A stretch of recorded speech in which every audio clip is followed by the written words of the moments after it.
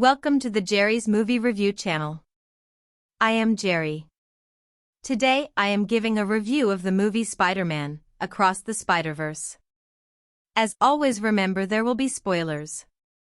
With gorgeous animation, enduring characters, and deep ideas, Spider-Man: Across the Spider-Verse erupts onto screens, expanding on the groundwork of the brilliant Spider-Man: Into the Spider-Verse. After watching it, the first thing I wrote down was, so much movie. Across the Spider-Verse is filled with amazing graphics and intriguing concepts, much like the work of a young artist who defies the constraints of the frame. I was reminded of other excellent Part 2s, such as The Dark Knight and The Empire Strikes Back, by this clever, exciting piece of work. Like those movies, it leaves viewers expecting the upcoming sequel, which will be released in March 2024, and it earns its cliffhangers by establishing them in a tale of teenagers defying expectations about what a hero's arc should include. Just over a year has passed since the events of the first film when Across the Spider-Verse begins. Back in her world, Gwen Stacy, Haley Steinfeld, is attempting to hide her identity from her father, George Shea Wiggum. When a different version of the evil Vulture, Jorma Taccone, enters her reality, the determined Spider-Man 2099, Oscar Isaac, and self-assured Spider-Woman Issa Rae wind up pursuing the enemy. They tell Gwen that they are members of a covert spider society that has been catching villains who accidentally end up in the wrong universe and returning them to their own.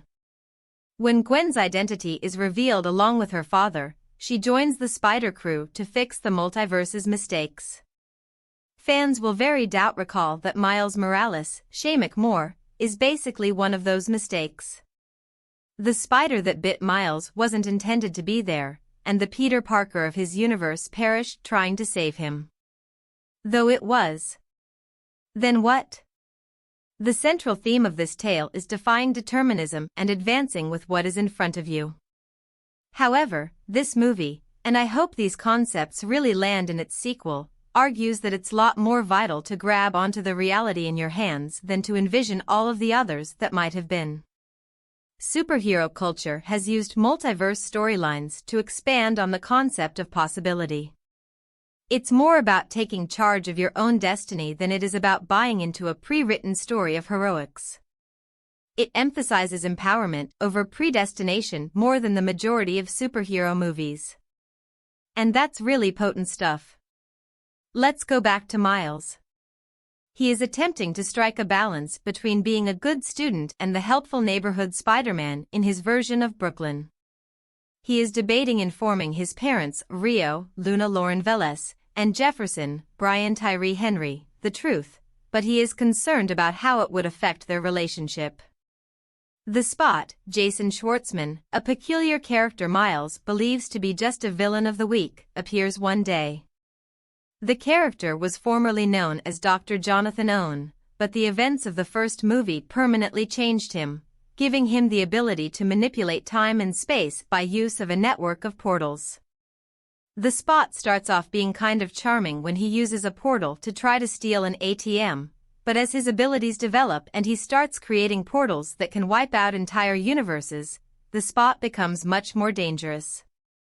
Naturally, the Spider Society becomes interested in the Spot's appearance, which forces Gwen and company to return to Miles Morales' existence. The opening scene of their reunion is a complete wonder as the two protagonists soar through the city while flirting with one another. The scene ends with a sequence of pictures taken from a great height above the city while the couple is sitting back to back with the skyline reversed. In a movie that is frequently very loud, this quiet section serves as a reminder of the magnificent visual confidence of the picture, which is equally impressive in its calmness as it is in its noise. If the first movie questioned who gets to be a hero, the second movie pushes that question even farther by exploring the definition of heroism. Why must each hero's journey be unique? Why does so much superhero mythology emphasize the notion that only tragedy can give rise to heroism? The writers Phil Lord, Christopher Miller, and David Callahan use the freedom of animation to explore the structure of a world they are familiar with and enjoy in a time when superhero movies have taken over popular culture. It's a script that merits every one of its 140 minutes and is nearly too dense with concepts. To be honest, at one point my youngest turned to me and stated, "I have no idea what's going on." He smiled as he said it. Naturally, more people will recall its visuals than its thoughts. With one of the most impressively designed and executed animated films ever created, directors Joaquin dos Santos, Kemp Powers, and Justin K. Thompson expand on the aesthetics of the first film. The animation of Across the Spider-Verse feels even more self-assured than the first movie because the animators are using their form to execute things that would never be conceivable in the MCU from the very beginning. It's not simply that each action scene in a live-action movie would cost $500 million. It's the fact that this freedom has been used creatively and cohesively rather than merely ostentatiously. Even in a movie where actors jump and dive across time and space, the action choreography is simpler to follow than in some of the Hollywood blockbusters that have already been published this season. The action is indeed masterfully done, especially in a final scene where Miles deviates from what the canon dictates he must be. The fact that the entire group here offers their best vocal performance helps a lot. There are so many famous voices in this, including several appearances that only villains would reveal, but I want to single out Shameik Moore for his exceptional talent in capturing the peculiar confluence of adolescence, masculinity, and heroism that Miles finds himself in.